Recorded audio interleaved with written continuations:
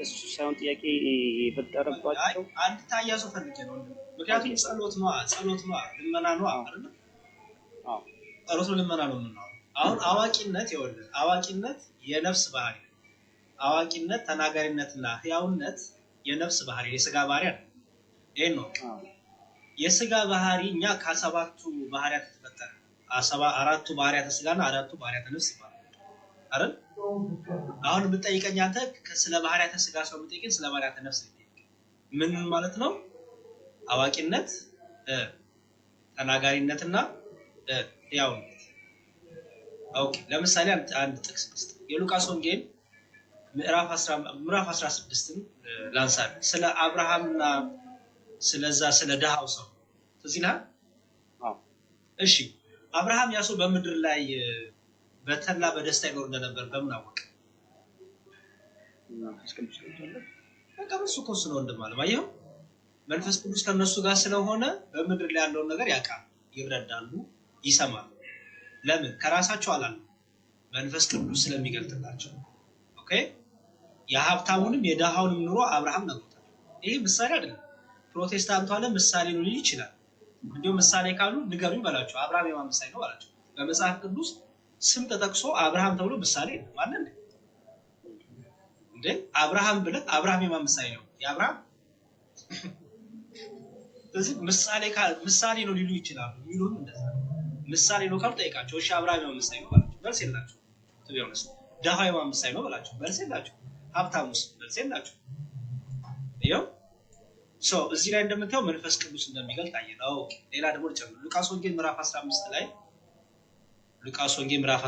እንዲህ ይላል ቁጥር 10 እላችኋለሁ እንዲሁ ንስሐ በሚገባ በአንድ ኃጢአተኛ በእግዚአብሔር መላእክት ፊት ደስታ ይሆናል አይደል እዛው ቁጥር 7 ላይ ደግሞ እላችኋለሁ አለና ድጋሚ እንዲሁ ንስሐ ከማያስፈልጋቸው ከ99 ጻድቃን ይልቅ ንስሐ በሚገባ በአንድ ኃጢአተኛ በሰማይ ደስታ አየው በአንድ ኃጢአተኛ በሰማይ ምን ይሆናል ደስታ ይሆናል በጣም ጥሩ በሰማይ ደስታ የሚሆነው በሰማይ ማን ያለው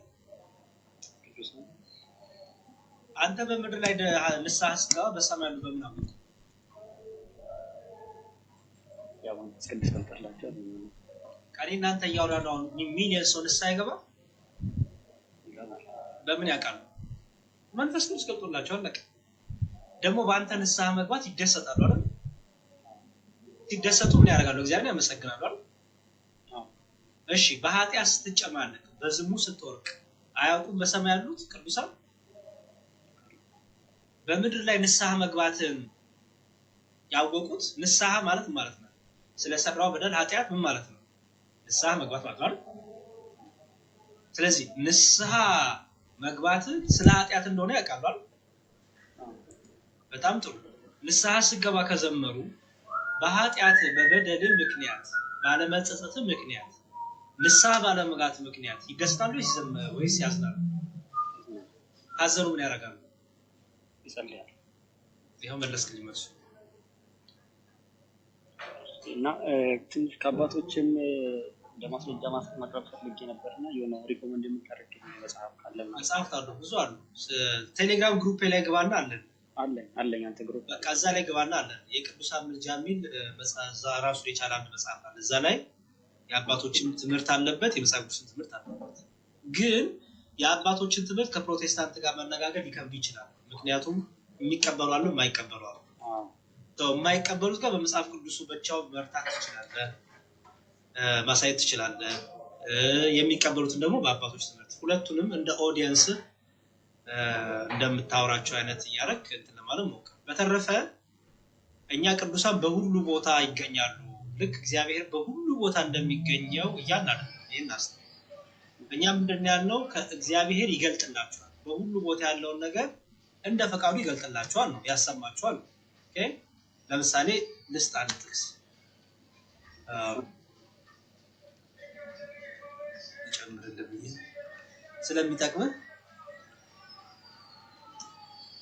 እሺ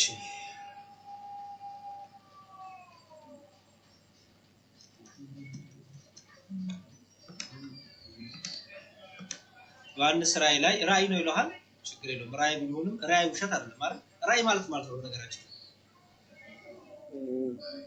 አካል ሆኖ በመንፈስ ቅዱስ ራእይ ማለት ሬቨሌሽን ይላል በእንግሊዘኛው፣ በአማርኛ መገለጥ ማለት ነው።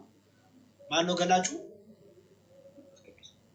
ስለዚህ ውሸት ነው ወይስ እውነት ነው የሚገልጥልህ? የሚያሰማህ የሚገልጥልህ የሚያሳይ ነገር እውነት ወይስ ውሸት? መንፈስ ቅዱስ ማለት ሁሉም እውነት ነው። እውነት ነው። ኦኬ።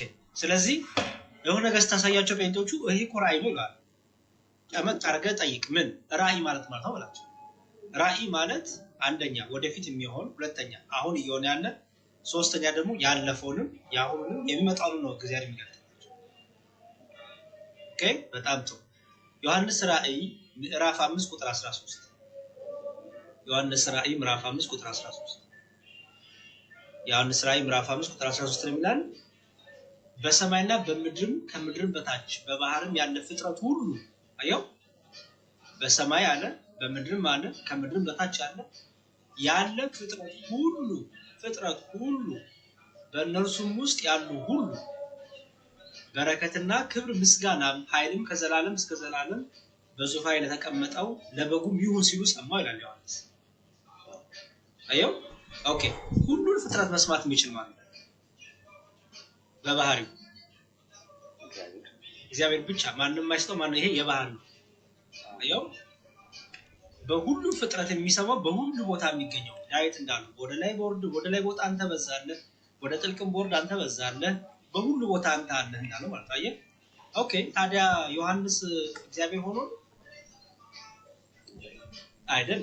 አየህ፣ መንፈስ ቅዱስ ይገልጣል። መንፈስ ቅዱስ ሲገልጥ ግድግዳ፣ ተራራ፣ ቤት ምናምን ብሎኬት አይገድም፣ ቆርቆሮ አይገድም። የምናወራው ስለምን ስለሆነ ስለ መንፈሳዊ ዓለም ነው።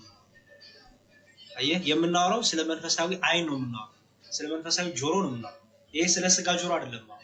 ለምሳሌ በሰማይ ምስጋና አለ ስል ስጋና ምላስ አጥንት አሁን ልክ እንደዚህ እንደምናወጣው ይመስላል አይደለም።